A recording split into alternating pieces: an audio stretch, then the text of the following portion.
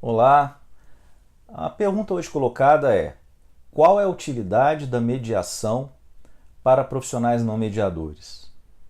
Bem, eu me refiro a você, advogado, defensor público, promotor de justiça, juiz de direito, enfim, a qualquer profissional do direito que não tenha no cotidiano ou no exercício da sua atuação profissional o ofício mediador como uma prática habitual, ou seja, para profissionais do direito que se dediquem às atividades de prevenção ou solução de conflitos, mas que não faça por meio do exercício da prática mediadora.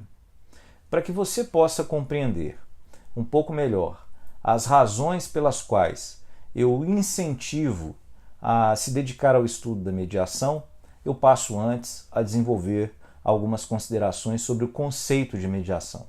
O que significa mediação? Bem, eu costumo dizer o seguinte: é possível falar sobre mediação sob três perspectivas: uma filosófica, processual e outra técnica. Tradicionalmente, os manuais de mediação costumam abordar a mediação enquanto processo, ou seja, para falar sobre uma sequência de atos concatenados de forma lógica e sequencial, ou seja, com início, desenvolvimento e fim, sempre numa perspectiva coexistencial, ou seja, colaborativa entre as partes, sobre a presidência, obviamente, de um terceiro imparcial chamado mediador, objetivando a consagração de objetivos necessários para que o acordo seja realizado. E quais seriam esses objetivos primários da mediação? Basicamente, primeiro, a exploração aprofundada dos interesses em jogo, compreender o que de fato as partes querem, desejam ou necessitam. Segundo, fortalecer o diálogo entre os indivíduos. A comunicação é fundamental na mediação.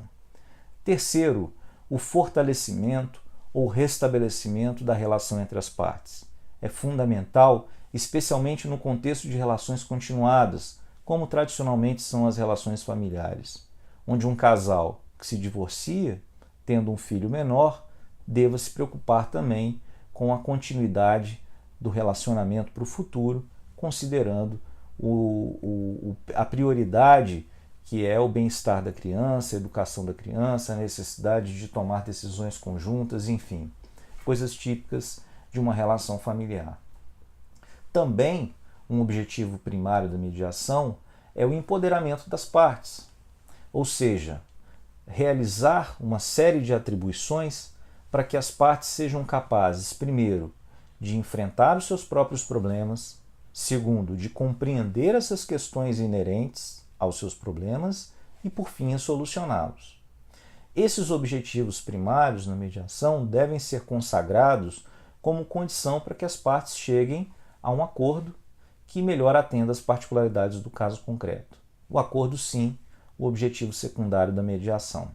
Esse é a perspectiva processual. E muitos autores costumam trabalhar a mediação, o processo de mediação, como uma prática a ser desenvolvida em 5 etapas, em 8 etapas, em 10 etapas. Para mim isso não faz muita diferença, até porque a mediação ela é regida pelos princípios da informalidade e da flexibilidade. Ou seja, não há rito previamente estabelecido que me leve a ter que afirmar que a mediação deva ser realizada em tantas etapas, ou seja, em tantas sessões de tantos minutos. E outro princípio da flexibilidade confere ao mediador a possibilidade de moldar o procedimento de maneira a melhor se adequar às particularidades do caso concreto. Então, se eu tenho um caso concreto que necessite de um número maior de sessões, assim farei. Se não for necessário, posso concentrar. Posso realizar, além das sessões conjuntas, algumas sessões privadas, encontros em separado no mediador com cada uma das partes, mas possa ser algo desnecessário. E são essas decisões que o mediador tem que tomar no caso concreto. Bem, além da perspectiva processual, podemos falar sobre a perspectiva filosófica, a mediação como filosofia. Gosto muito de falar sobre isso porque é algo pertinente não só para mediadores, como a abordagem da mediação enquanto processo. A perspectiva filosófica, na minha visão, interessa ou deveria interessar a qualquer profissional do direito que se dedique nos processos de interação humana às atividades de prevenção e solução de conflitos, mas também, no sentido mais amplo, algo que deveria interessar a qualquer cidadão, como uma condição para a melhoria das condições de vida e uma condição de humanidade, poderíamos assim dizer. Essa perspectiva filosófica da mediação, a mediação enquanto filosofia, ela está se relacionada a um modo de agir típico de um mediador, a uma forma de se colocar no mundo e de se relacionar com as pessoas, a uma concepção de vida pautada no exercício do diálogo, na responsabilidade não só pelos próprios atos, mas também na responsabilidade pelo outro, na ética da alteridade, assim compreendido um exercício de se colocar no lugar do outro para compreender as suas razões, os seus interesses, as suas necessidades, as suas limitações e também as suas emoções. Além da perspectiva filosófica, que interessa na minha forma de ver a qualquer profissional do direito que lida com pessoas, podemos falar também da mediação enquanto técnica. E é nesse ponto que eu gostaria de enfatizar, porque aqui vejo um potencial para qualquer profissional do direito, especialmente aqueles que se dedicam ao exercício da advocacia, como algo que possa qualificar o seu exercício profissional. Quando falo da mediação enquanto técnica, eu falo de um conjunto de ferramentas, tradicionalmente manejadas por mediadores, com o objetivo de consagrar os objetivos primários e o secundário já mencionados. Dentre essas técnicas, eu destacarei algumas, e tentando aqui um pouco de exemplificar a pertinência para você, profissional do direito, que se dedica às atividades de prevenção ou solução de conflitos, mas que não seja ou que não tem interesse de ser um mediador. Bem, a primeira técnica é a técnica da reafirmação. No que consiste essa técnica? O mediador, ao observar no contexto de um discurso de uma das partes mediadas, algo que seja relevante, ele reafirma, ele repete com as mesmas palavras aquele conteúdo. Quais são os objetivos visados com a aplicação dessa técnica? O primeiro deles é enfatizar aquele ponto relevante, jogar o foco da discussão para aquele ponto, induzir o discurso para o enfrentamento daquele ponto. Ao invés de falar que algo é irrelevante ou desnecessário para a discussão, o que fatalmente seria recebido com muita desconfiança pela parte que verbalizou aquele conteúdo, o mediador vai reafirmar, ele vai repetir aquilo que é importante. É uma maneira dele fazer um filtro, dele, ao repetir determinadas questões, ele induz as partes a refletir e dialogar sobre aquilo. Essa técnica, muito utilizada na mediação, pode ser utilizada por um juiz de direito numa audiência de instrução e julgamento, pode ser utilizada por um conciliador, por um negociador, por um defensor público, quando se coloca diante de pessoas em situação de conflito, no sentido de melhor ordenar o discurso de partes de pessoas em situação de conflito, discurso esse que, obviamente, e por razões óbvias, eles acabam sendo tomados por emoção. Então, portanto, é comum que pessoas em situação de conflito não tenham uma ordem cronológica, racional, de verbalização da situação problema que deva ser enfrentada naquele caso concreto. Além da técnica da reafirmação, a técnica da paráfrase também é algo muito interessante, usual na mediação. Por meio dela, o mediador, ao perceber que uma das partes utiliza no seu discurso alguma fala ofensiva, violenta, ou que cause algum tipo de desconforto no outro mediado envolvido, o que é que ele faz? Ele reafirma aquele discurso utilizando palavras diferentes, que obviamente venham a suavizar o discurso. É uma maneira que ele tem de conduzir a discussão para um âmbito mais civilizado e mais respeitoso. Isso, obviamente, é muito importante para qualquer profissional que venha lidar com pessoas em situação de conflito e que tenha a necessidade, muitas vezes, de obter um certo controle ou organização ou respeito na forma como essas pessoas se relacionam, seja ele um juiz, um defensor, enfim, qualquer profissional do direito que esteja eventualmente diante de pessoas em situação de conflito e que ele tenha como objetivo ou desafio separar a pessoa do problema, obtendo ali ou chegando a uma forma de condução mais harmônica. Além dessas técnicas, destacam-se também a técnica do resumo. O que significa o resumo? Ao final de uma longa sessão ou de um discurso mais alongado de um dos mediados, o mediador ele faz uma síntese. E nessa síntese, ele destaca aqueles pontos que ele considera os mais relevantes na fala. É uma reafirmação ampliada e é uma maneira que ele tem de consolidar e de se certificar de que a outra parte que está diante dele, de fato, compreenda aqueles pontos que ele vem a reafirmar. Porque uma coisa é o indivíduo entender e receber uma mensagem verbalizada pelo seu oponente, ou seja, pela pessoa com a qual ele está em situação de conflito, e outra coisa é ele ouvir essa mesma fala vinda de um terceiro imparcial. Não sairá de um ouvido para o outro.